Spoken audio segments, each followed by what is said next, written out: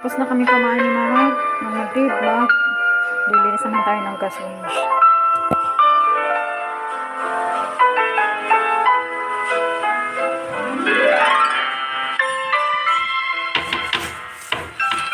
Bukas, matatapos ko ng pagsasabog ng abono sa mga tanim naming palay.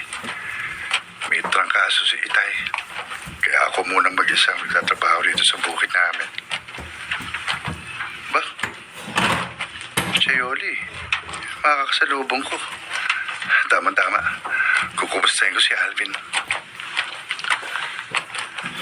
Chayoli! Ay! Magandang hapon po.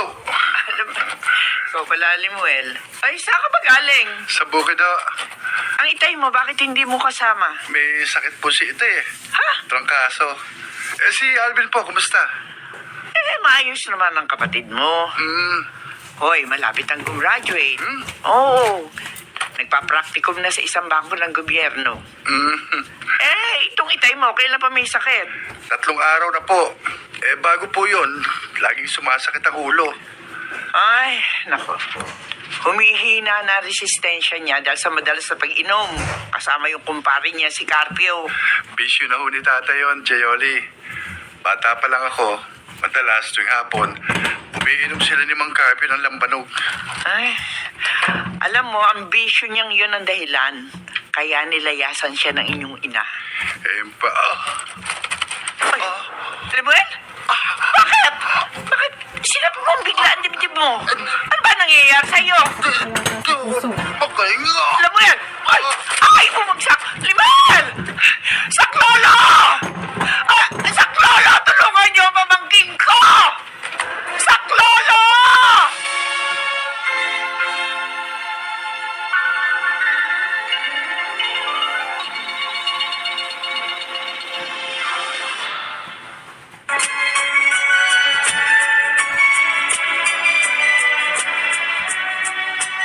At ngayon, balikan natin ang tampok na kasaysayan sa ating dulang. May pangako at bukas.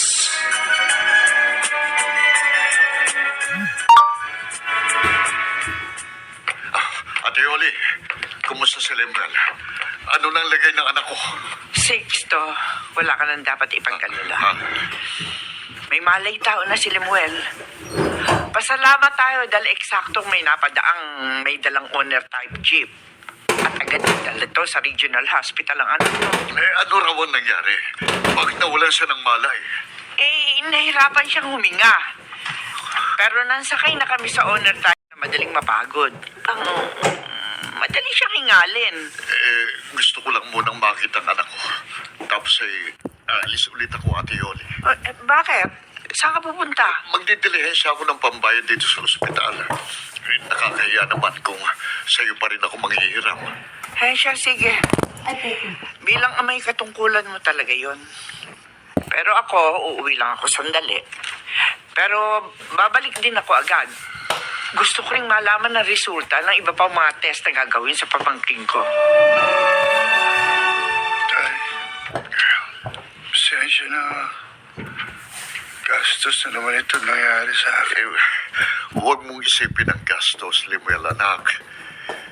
Iniintay ko pa sasabihin ng doktor kung ano ang mga gamot na dapat Malinis na. bilhin para makaginhawa para sa'yo. Parang hindi nagluto, Kanina. malinis na. Narinig ko sinasabi ng Dr. Kichayoli. Oh, Mahal daw ang mga gamot ko.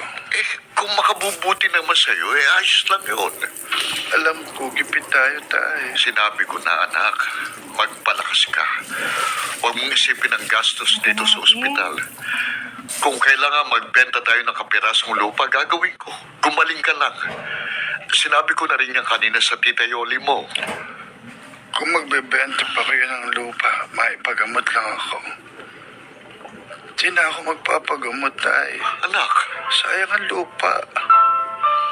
Yun lang ang pinagkukunan natin ng kabuhayan. alin bang mas mahalaga? Ang kabuhayan o ang mismong buhay?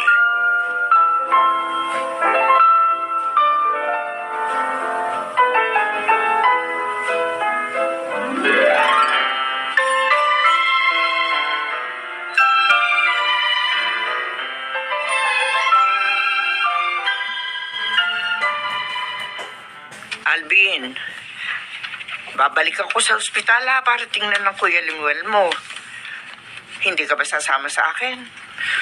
Gusto ko po sanang dalawin si Kuya Lemuel, Chayoli. Natin Pero ang ayoko pong makita ang itay. Banlawan. Kung sa bagay, My hindi God. naman magtatagal sa ospital ang kapatid Pagod na mo. ako. Pag nakumpleto na yung mga test na gagawin sa kanya, re-resetahan na lamang siya ng doktor ng mga gamot na kailangan niyang inumin. Ano po ba talaga ang sakit ni Kuya? Sabi ng doktor lumalaki raw ang kabilang bahagi ng puso. Nang ba naman yun? Kahit ng mga 3-4 na taon siya, madalas, bigla na lang nangingitim ang labi ng kuya mo. Kala nga namin, pag nakatake ng gano'n, mamamatay na kasi nga nawawalan ng malay. Kaya pala kahit minsan hindi siya sumali sa... Hindi ng kuya mo na malaking halaga. Siguro daw magbebenta siya ng lupa. Baka raw hatiin niya sa kanyo at ipagbili ang kalahati. Kitang-kita talagang pagkakaiba ng pagtingin niya sa aming dalawang magkapatid ng Chayoli. Kahit minsan, hindi naisip ni Itay na magsangla o magbenta ng lupa para sa pangmatrikula ko. Pero sa pangangailangan ni Kuya Lemuel, handa siyang mawala ang lupang sinasaka niya. Talagang mas mahal niya si Kuya Lemuel kaysa sa akin.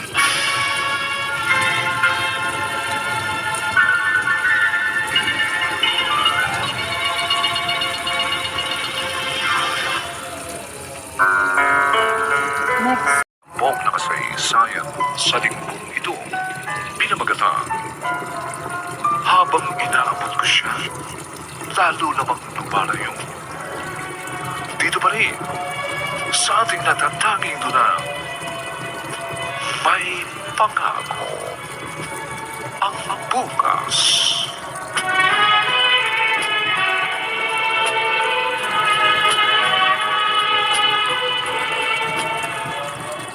Pare, magkatabi naman ang sakahan natin. Baka interesado kang bilhin ang kalahati ng bukid ko. Ha? Yung binibenta mo, bukit mong Paris. Hindi buo, pare. Kalahati lang. Gagamitin ko sa pagpapagamot sa panganay ko. Uy, hindi raw naman o-opera si Lemuel. Magagamot lang. Bakit kailangan magbenta ka ng lupa? Mahal ang mga gamot na iinumin niya. Saka kailangan magpabalik-balik siya sa doktor para ma-monitor ang kanyang lagay. At pare, ang panganay ko na lang ang kasama ko sa buhay. Ayoko may masamang mangyari sa kanya. Pare, gustuhin ko mambili ng lupa mo. Wala din pera. Alam na gipit ako. Siya nga pala, dinalaw na ba ni Alvin ang kuya niya? Galit siya sa akin. Ayaw niya sigurong makita ko. Kaya hanggang makalabas ng ospital si Lemuel, hindi dumalaw ang inaanak mo. Alam mo bang ngayong araw na ito ang graduation ng bunso mo? Pare, masyadong marami na akong problema para pagkukulang pa ng pansin ng mga ganyang bagay. Ang importante lang sa akin ngayon, yung makagawa ko ng paraan para hindi na malagay ulit sa alanganin ang buhay ng panganay ko. Pagkalipas ng maraming taon, babalik ako sa Pilipinas. Ano kayang magiging reaksyon ng mga anak ko sa pagbabalik kong ito? Tatanggapin kaya nila ako o kasusuklaman? Sabi ni Ate Yoli, ngayong araw na ito raw ang graduation ng bunso kong anak. Sana umabot ako kahit man lamang sa munting handaan sa bahay ng kapatid ko.